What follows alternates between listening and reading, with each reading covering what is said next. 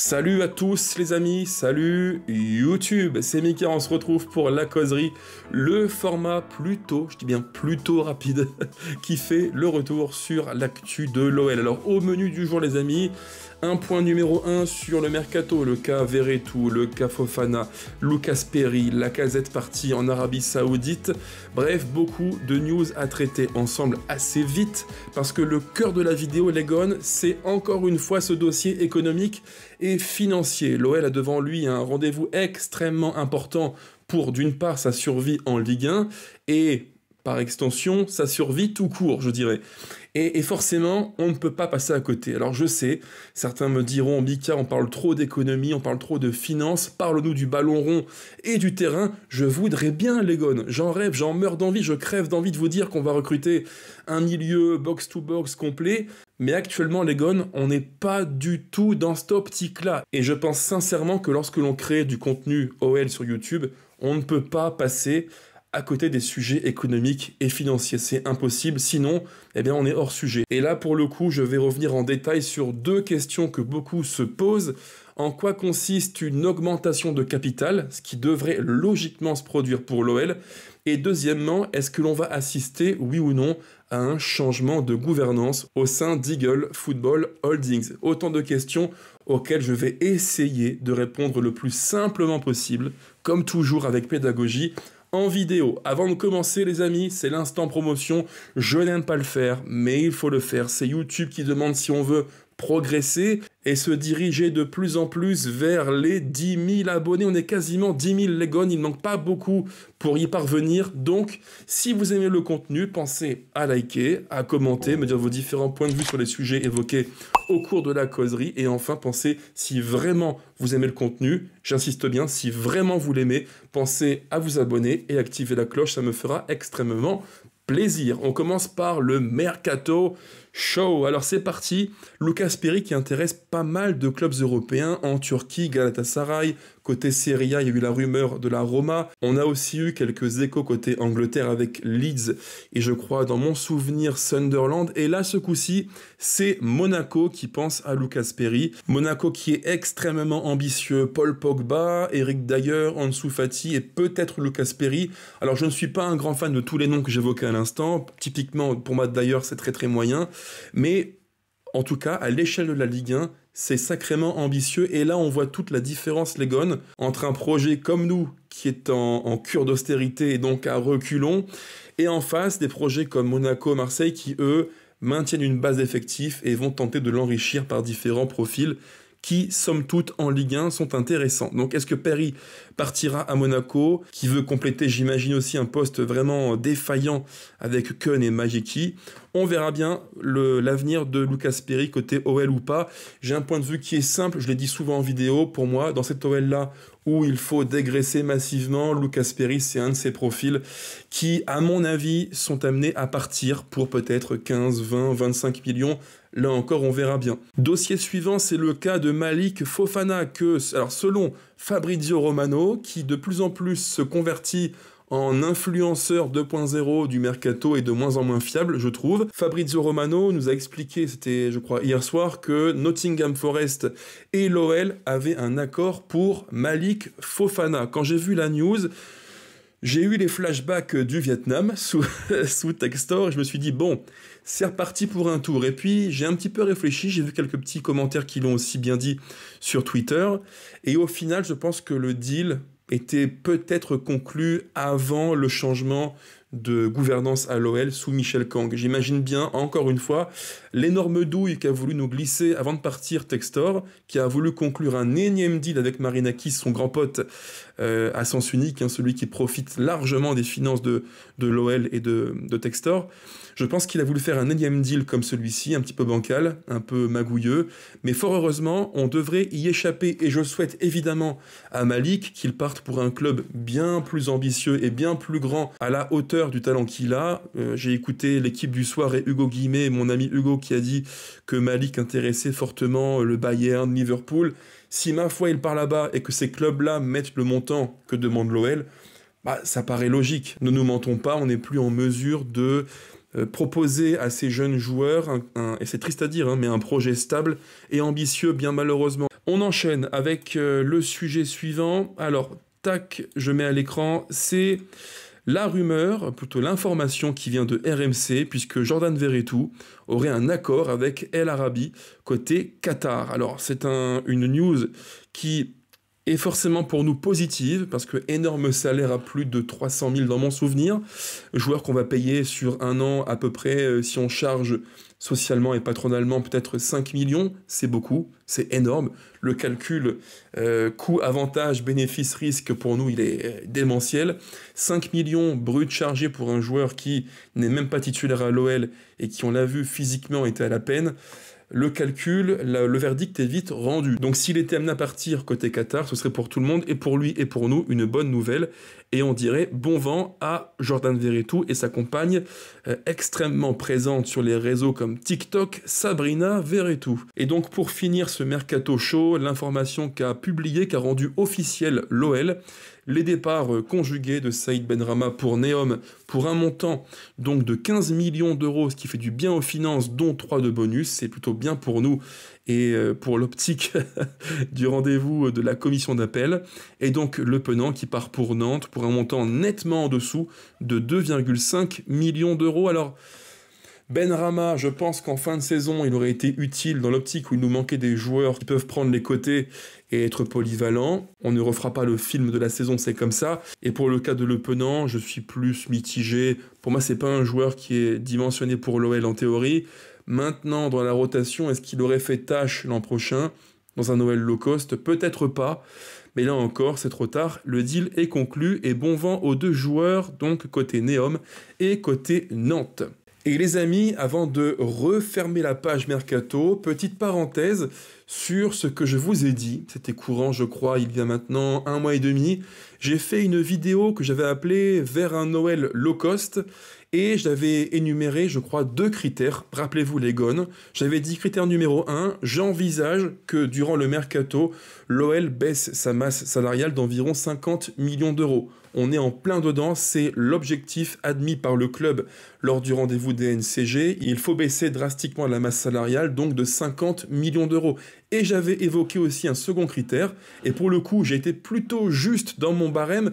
J'avais dit que pour le Mercato, il fallait vendre pour 100 millions de joueurs, et on a appris que l'OL voulait vendre pour 100 millions de joueurs durant l'été. Donc bon, on est dans les clous d'un Noël plutôt low cost, et si on se fie à ce que la presse française et l'équipe laissent filtrer depuis quelques jours sur l'avenir immédiat de l'OL, on se dirige tout droit vers un Noël low cost avec une grille salariale largement compressée.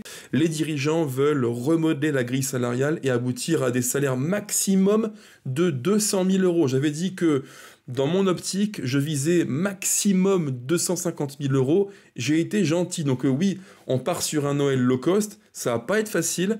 Et je pense qu'il y a 2 sujets, 2 enjeux. Number one, c'est il faut que la cellule de recrutement ne se trompe pas, qu'elle fasse le plus de choix justes possible. Et là-dessus, j'ai plutôt bon espoir. Je pense qu'ils ont les idées, mais qu'ils n'ont pas toujours été aidés par un président omniprésent et interventionniste. Si là, ils ont les coups des franches, tant mieux, en espérant qu'ils aient un petit peu, malgré tout, de moyens pour des cibles plutôt intéressantes. Et deuxième point qui me paraît, là, pour nous, supporters importants, est-ce qu'on est prêt, collectivement, c'est ça la question centrale du sujet, est-ce qu'on est prêt collectivement à accepter l'idée que l'OL, d'une part, est vraiment rétrogradé en termes d'ambition, et est-ce qu'on est prêt l'an prochain à avoir des matchs où on va certainement, même très certainement, galérer peut-être un match sur 2, voire 2 sur 3. Ça, c'est la question. J'avoue que moi, de mon côté, les amis, pour être très franc avec vous, j'ai beaucoup de mal à admettre l'idée que l'OL est rétrogradé. J'ai été, comme beaucoup, biberonné à l'OL qui était tout d'abord fin 90 conquérant, qui voulait progresser et qui finissait souvent 4e, 3e, 5e. J'ai été ensuite, j'ai grandi en tant qu'adolescent avec l'OL victorieux sous JMA courant année 2000 jusque fin 2008. Et en tant que nostalgique de ces belles heures qui ont malheureusement vécu et qui sont loin, loin derrière nous, quasiment 20 ans maintenant, j'ai beaucoup de mal à l'accepter, à le digérer. C'est comme ça. Et vous me le direz en commentaire, les gones, j'ai hâte de vous lire sur la question. Est-ce que pour vous, l'idée que l'OL puisse être sportivement rétrogradé en termes d'ambition, un OL qui pourrait l'an prochain galérer quasiment tous les matchs, est-ce que pour vous, c'est un truc qui est acceptable. Moi, je l'admets, j'ai beaucoup, mais alors beaucoup de mal avec cette idée-là. Mais c'est comme ça, le foot est tel qu'il est. Quand tu as des moyens, bien souvent, le sportif suit. Quand tu as les bonnes idées et les moyens, bien souvent, le sportif suit. Quand tu as des idées et moins de moyens, bien souvent, tu parviens à bricoler. Mais quand tu n'as pas les moyens ou moins de moyens que prévu et qu'en plus tu bosses mal, généralement, c'est la panade. Est-ce qu'on aura affaire à ça? Je ne sais pas. Il faut espérer que non et prions pour que la cellule sportive travaille du mieux possible et nous trouve 2-3 profils qui vont upgrader l'équipe. On en a grandement besoin, évidemment. Fin du Mercato Show, on poursuit. Sujet numéro 2, c'est une question que je vois souvent sur Twitter, sur X, que j'ai beaucoup lu et qu'on m'a souvent posée. On m'a dit, Mika, c'est quoi une hausse de capital et c'est quoi une dilution? Pour commencer, je reviens à l'information qu'a livrée dans mon souvenir dans l'équipe du soir Étienne Moati, qui a dit que logiquement, si l'OL vient devant la DNCG avec 200 millions garantis par Arès et les actionnaires, ça devrait se faire tranquillement, il n'y aurait pas de souci.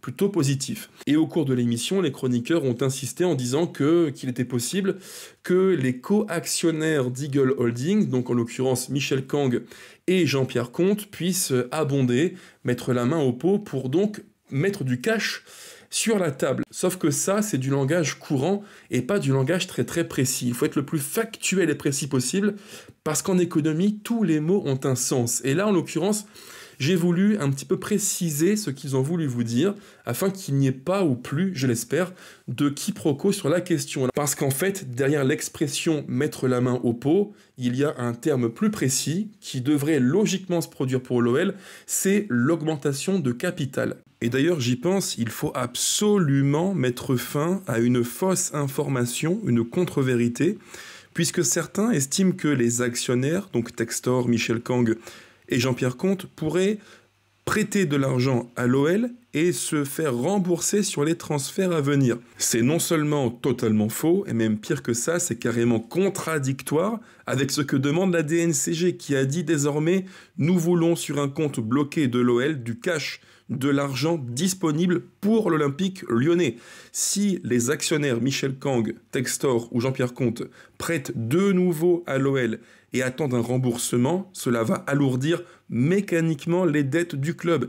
Pour un OL qui est déjà extrêmement endetté et que surveille attentivement la DNCG, ce serait une erreur fondamentale. Parenthèse refermée, revenons à l'augmentation de capital. Qu'est-ce que ça veut dire? Qu'est-ce que c'est que ce mot ultra technique que augmentation du capital? C'est extrêmement simple, les amis, et je pars d'une métaphore, une image que vous allez tous comprendre et que j'ai utilisée hier, avant-hier en vidéo, dans laquelle je parle d'un gâteau qu'il faut partager. Alors imaginez que Eagle Football Holding, la grande structure que préside encore actuellement John Textor, dans laquelle il y a différents actionnaires comme Jean-Pierre Comte, Michel Kang, Iconic Sports notamment, cette grande structure qu'est Eagle, il faut l'imaginer comme un gâteau. C'est un gâteau que l'on va découper en plein de petites parts. Et chaque part, donc des milliers de parts, environ 50 000 parts pour être très précis, ce sont des actions. Une action, c'est quoi? C'est un morceau du gâteau, donc de la structure, qui est donc un morceau de la richesse de l'entreprise. Chaque actionnaire détient des actions. Donc il détient une partie de la structure en question, ici Eagle Football Holdings. Ça, c'est le point de départ pour être le plus précis en termes de connaissances. Étape 1, validé. Étape 2, c'est quoi une augmentation de capital? C'est extrêmement simple, les gones. Vous allez tous comprendre. Reprenez l'image, la métaphore du gâteau. Eagle, c'est le gâteau, et on va le diviser en un plus grand nombre de parts. Et pour illustrer ça, je vous mets à l'écran un petit dessin qui, j'en suis sûr, va pour tout le monde faire match dans vos esprits. Regardez bien, c'est extrêmement facile à comprendre. Vous avez à l'écran un gâteau qui est Eagle Football Holding. Alors pour des raisons qui sont facilement compréhensibles, je ne vais pas le diviser en 50 000 parts, c'est impossible. Donc je schématise et simplifie, je divise le gâteau Eagle en seulement 10 parts. Vous avez 10 parts et chaque part vaut 1 euro. Donc on imagine que le capital total, c'est donc 10 fois 1 euro, ce qui fait 10 euros. Tout la valeur totale de la structure Eagle, c'est donc 10 fois 1 euro égale 10 euros. Jusque-là, aucune complexité. C'est vraiment très très facile à comprendre. Quand les actionnaires décident d'augmenter le capital, ils vont donc créer de nouveaux titres, de nouvelles actions qui vont être acquises logiquement en priorité, même si l'extérieur peut en acquérir aussi, mais en priorité par les actionnaires de la structure. On parle de DPS, de droits préférentiels de souscription. Pour faire simple, ils ont le droit prioritaire d'acquérir ces nouvelles actions afin d'avoir plus de poids au sein de la structure. Donc étape 2, je fais apparaître de nouvelles actions, de nouvelles parts du gâteau qui vont donc agrandir le total des parts disponibles. Ce qui fait que ici, vous avez les 10 parts de base que j'ai évoquées juste avant, et vous avez en plus 2 parts qui sont celles créées lors de l'augmentation de capital. Jusque-là, il n'y a absolument aucune difficulté, les amis. C'est simple et facile à comprendre. Ce qu'il faut juste retenir, et ça c'est un point qui est pour vous en termes de compréhension assez important, c'est que lorsque l'on augmente le capital, on va diluer les parts de chacun. Au point de départ, donc avant l'augmentation du capital, les actionnaires qui avaient une action détenaient donc 1/10 de la structure, ce qui fait 10%. Très facile à comprendre. Après augmentation du capital, on passe non plus à 10 parts, mais 10 plus 2, donc 12 parts. Ce qui fait que l'actionnaire qui détient une part n'a donc plus une part sur 10, mais une part sur 12. Donc son poids n'est plus de 10%, il est de 1/12, ce qui fait à peu près, je crois, 8, quelque chose. Voilà, c'est le nouveau poids dilué de l'actionnaire. En fait, la dilution, si je prends une métaphore que vous allez tous comprendre là encore une fois, c'est comme ce verre d'eau dans lequel on met du sirop. Le sirop de grenadine, s'il n'y a pas d'eau, il est très très sucré, très concentré. Mais plus on met de l'eau, plus on le dilue et moins il est sucré. C'est le même principe, c'est la même idée que ce que j'ai expliqué juste avant. Plus on dilue, moins on a de poids dans la structure. Et là, en l'occurrence, c'est l'enjeu fondamental. Mais vous allez me dire, Mika, ça sert à quoi au final d'augmenter le capital? C'est très simple, retenez quelques éléments d'explication très rapides. Bien souvent, les actionnaires augmentent le capital de l'entreprise pour soit faire face à une situation qui est extrêmement difficile, et pour le coup c'est malheureusement le cas de l'OL à l'instant T, ou alors dans le cas le plus optimiste possible, on augmente le capital pour développer un projet d'investissement. Mais ce n'est pas ici le cas de l'OL, bien malheureusement. Et tout l'intérêt pour nous en tant que supporters de l'OL, dans l'optique de passer sereinement la DNCG, toujours, c'est que l'augmentation du capital va générer du cash, va apporter du cash frais pour Eagle et par voie de conséquence sur les comptes, un compte bloqué destiné pour l'Olympique lyonnais. C'est ça l'intérêt de la hausse du capital, ça sert à générer du cash frais pour oxygéner une structure, en l'occurrence l'OL, qui a bien du mal à respirer. Beaucoup disent il faut que l'on change de gouvernance au sein d'Eagle Football Holdings, il faut que Textor soit mis hors jeu et que Kang prenne plus de place. Pour l'instant, à l'instant T, nous n'y sommes pas du tout. Je rappelle que John Textor, à date, il détient quasiment 2/3 d'Eagle Football Holdings, qui en fait le roi absolu et incontesté d'Eagle Football Holdings pour l'instant. Mais dans l'optique où les actionnaires vont ou ont déjà procédé à une hausse du capital, je vous l'ai dit juste avant, les parts sont diluées. Ce qui veut donc dire, en des mots plus simples, que le poids de Textor dans Eagle Football Holding va diminuer. C'est mathématique, mais pour autant, est-ce que l'on va assister à un changement de gouvernance et si oui, à quelles conditions? Parce que même si on est très nombreux à espérer que Textor soit mis hors jeu et que la tête pensante du projet Eagle Football Holding change, on n'en est pas encore là, les amis, preuve à l'appui. Petit calcul que j'ai fait pour vous et que je vais expliquer en détail. Alors évidemment, en préambule, je le rappelle, je n'ai pas la prétention de détenir la vérité. Je peux me tromper, je n'ai pas tous les documents Eagle sous la main et je ne suis ni malheureusement Michel Kang ni Jean-Pierre Comte, sinon l'oseille, il y a un bout de temps que je l'aurais sorti et mis sur la table. Donc modestie et humilité, toujours, je peux me tromper, mais j'y passe beaucoup de temps et je pense que mon calcul n'est pas si loin que ça de la réalité à venir pour nous. Aujourd'hui, à l'heure où on se parle les amis, Michel Kang détient 5,7% du capital, donc du gâteau d'Eagle Football Holding. Mais ce n'est pas tout, parce que lors du rachat de l'OL par Textor et Eagle, Michel Kang avait mis à disposition quelques dizaines de millions de livres dans le cadre de fonds obligataires convertibles en actions. Pour faire très simple, là encore je passe tous les petits détails qui seraient pour vous un peu abrutissants et qui, j'en suis sûr, vous feraient quitter très vite la vidéo, ce dont je n'ai pas envie évidemment. Et sur ces quelques dizaines de millions de livres, au total, seuls 33 millions de livres ont été utilisés dans le cadre du rachat de l'OL par Eagle Football Holding. Ce qui fait qu'à l'instant T, elle peut convertir, si elle le souhaite, 33 millions de livres en actions. Auquel cas, elle aurait donc 2918 actions, donc 5,7%, plus donc 3753 actions après conversion. Mais là encore, ce n'est pas tout, parce que oui, je l'évoquais juste avant, il y a l'augmentation de capital. Pour un montant, une quote-part qui logiquement serait d'environ 8%, selon ce que j'ai pu comprendre par-ci par-là, ce qui veut donc dire que sur toutes les parts de gâteau d'Eagle Football Holding, soit à peu près 54 000 parts de gâteau, Michel Kang, d'elle-même, devrait logiquement augmenter le nombre de parts de gâteau d'environ 8%. Calcul très simple, si je convertis cela en parts de gâteau, en actions, on obtient donc 4 365 actions de plus pour Michel Kang. Et là les amis, c'est l'heure de l'addition, on va savoir combien de parts pourrait détenir Michel Kang d'ici quelques jours, après cette nouvelle hausse du capital, donc 2918 plus 3753 plus 4365, on obtient donc 11 036. Michel Kang, après augmentation du capital, détiendrait, en théorie, il faudrait affiner les chiffres avec plus de minutie que mon calcul du jour, mais elle obtiendrait 11 036 parts. Et je rappelle que, à toutes fins utiles, John Textor détient à l'instant T 33 000 parts. Donc, pour le moment, on est encore loin d'un changement de gouvernance, mais il y a un énorme mais. Et c'est justement là, les amis, que vous devez comprendre qu'il y a une subtilité.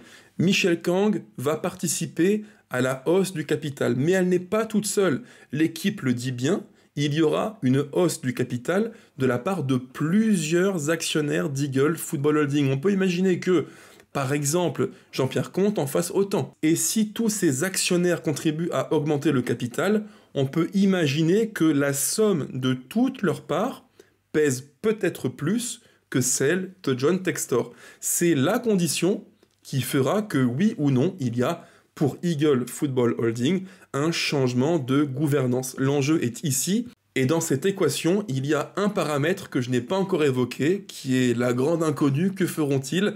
C'est Ares Management. On le sait, ils scrutent attentivement le cas d'Eagle Football Holding.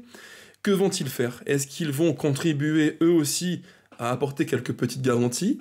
Est-ce qu'ils voudront peut-être, sait-on jamais, augmenter leur poids dans le gâteau Eagle Football Holding? Je ne sais pas. Mais ce qui est sûr, c'est que si les actionnaires autres que Textor augmentent leur poids, ils vont mécaniquement baisser celui de John Textor. Et là, à cette condition-là, on aura peut-être un changement de gouvernance au sein d'Eagle Football Holding et peut-être par extension la fin du projet Eagle Football Holding tel qu'on le connaît depuis 2 ans et demi, avec toutes ses souffrances, ses deals bizarroïdes, parfois inexplicables et inexpliqués. On verra bien, mais c'est pour moi la seule condition qui peut-être fera émerger un changement, une rupture avec l'ère Textor et peut-être l'ère Michel Kang. Enfin bref, voilà ce que je voulais vous dire, les amis, quelques précisions qui, je l'espère, vous auront été utiles. Et si c'est le cas, pensez au petit pouce, à commenter, à vous abonner et activer la cloche si on se retrouve très très vite pour de bonnes nouvelles, je l'espère. Et peut-être, parce qu'il est grand temps, pour parler de foot, du terrain, du gazon, de ballon, de profil d'équipe, de 4-2-3-1, de 4-3-3, bref, le foot, le vrai, et pas tout ce qu'il y a autour et qui pollue l'esprit des fans de l'Olympique lyonnais. Sur ce les gones, ciao ciao, portez-vous bien, je vous embrasse toutes et tous et à très vite, ciao.